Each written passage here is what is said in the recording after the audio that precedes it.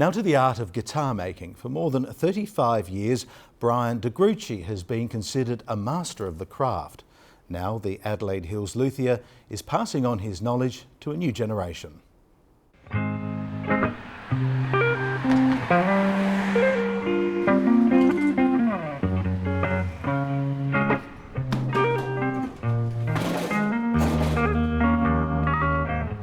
I first got interested in guitar when I was about 12 years old. It became a bit of an obsession. I started an instrument building course when I was about 16 or 17 with Peter Kempster, and I went to California and did a guitar building course over there and travelled around visiting factories and guitar builders. And when I came home, I was fortunate enough to be, friends with Jim Redgate and Bryan Gruchy, and I used to hang around at their workshops a fair bit and learn as much as I could. I met Steve. He gave me a phone call one day and wanted to buy some wood to build a guitar. And it's just escalated from there. I mean, we've had a close association ever since. This particular guitar is the first guitar I ever made. It's an Alaskan bear claw top. The back is Honduran mahogany.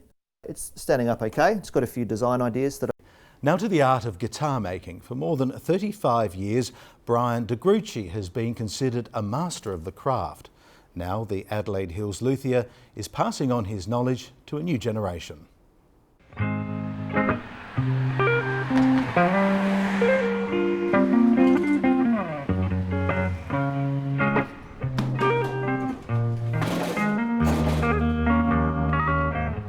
I first got interested in guitar when I was about 12 years old.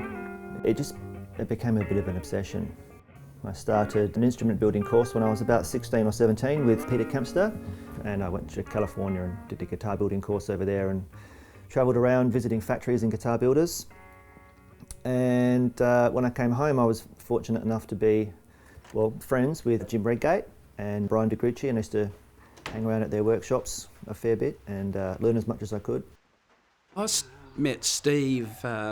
He gave me a phone call one day and wanted to buy some wood to build a guitar. And it's just escalated from there. I mean, we've had a close association ever since.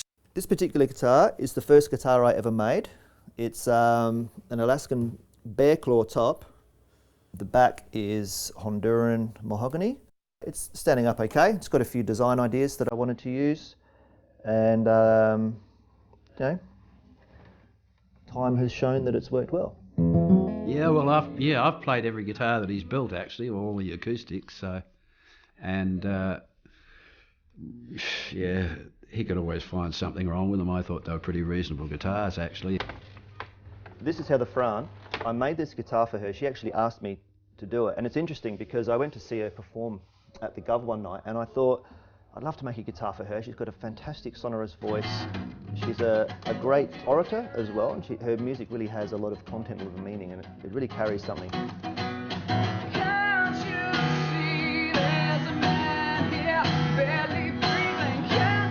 She approached me and said she wanted me to modify a bass for her and put another neck on it and put some strings on it and make this sort of a contraption, I guess. What we decided to do in the end was build a guitar totally from scratch. So what we ended up with was an acoustic bass with 2 octave pairs that mimic, in a way, an octave bouzouki.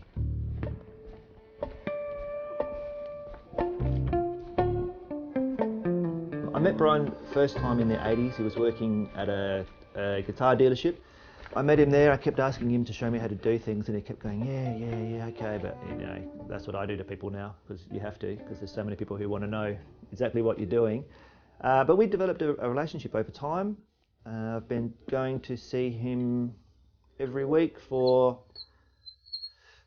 14, 15 years. Salvi! Gruchy, how's it going? Yeah, not bad. What are you up to? Just come for a visit. He's a great inspiration. I mean, he's built 500 guitars, 500 or 600 guitars on a bench with hand tools, and every one I've played in the last 14 years has been a winner. He's amazing. He's an inspiration. I want to be like that. I want to be like Bryan Gruchy. When I was a kid, I used to listen to the old hillbilly programs and that when I was allowed, and always listened to the guitars. They fascinated me, so the interest has always been there. But I thought I'd build myself a guitar and one for each of my boys, and that was sort of what started it.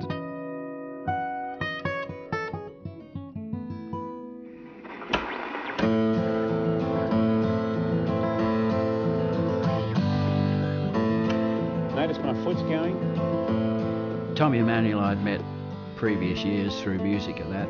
A friend suggested that he had a concert in town and suggested that I should take a couple of guitars down for him to have a look at. So I did exactly that, and sat there for about 2.5 hours waiting to see Tommy Emmanuel. And finally this guy raced out and said, okay, he said, bring your guitars, come in, you've got 5 minutes. Anyway, about half an hour later I actually left. But Tommy played the 2 guitars that I had there, Rosewood one and the Maple Cutaway guitar that is actually on his instructional video. And he liked the Maple one and he actually bought it. That was it, took it with him. And, boy, there's a lot of songs you can play with those 3 chords. And Casey, of course, I knew Casey Chambers when she was just a baby. Casey is so small. So Nash came to me one day and said, you know, I think we should build Casey a small body guitar. Is that possible? I said, yeah, sure. And so we did. Dennis Tech was a founding member of Radio Birdman. He's a pretty seminal rock and roll guitar player. He's a bit of a cult figure. His bass player and drummer, Godoy twins, came up with a concept for a guitar which they drew on a napkin and they put it on their blog. And a friend of mine saw it, drew it up on Illustrator, sent it to me and said, why don't we do this? We did, and now it's a signature series. Computer design, computer-aided design is good because you can build the guitar on screen. You can see how it's going to look from every angle. You can see how the components are going to relate to each other. In the case of a guitar like the Dennis Tech guitar, which is essentially a flat top guitar, and then the necks I make by hand, of course. The computer design is it's expedient. It's good. It makes me mildly competitive with some of the major manufacturers. I personally am not interested in CNC machines, etc. I love to build the traditional way. Some of my techniques came out of the Ark and probably should have stayed there, but advanced technology, of course, has made things a lot easier. I mean, you're still got to put a guitar together and do all the work that probably really counts, but you know, the guitar, the end product is still going to be the product of the ears and eyes and ability of the person to actually get the best out of the wood that they're using. For myself in the future, I would like to just keep building, not on a big scale, small to medium. If I could employ some people in South Australia, that would be great. Building acoustic guitars, building my signature series guitars, nothing too stressful.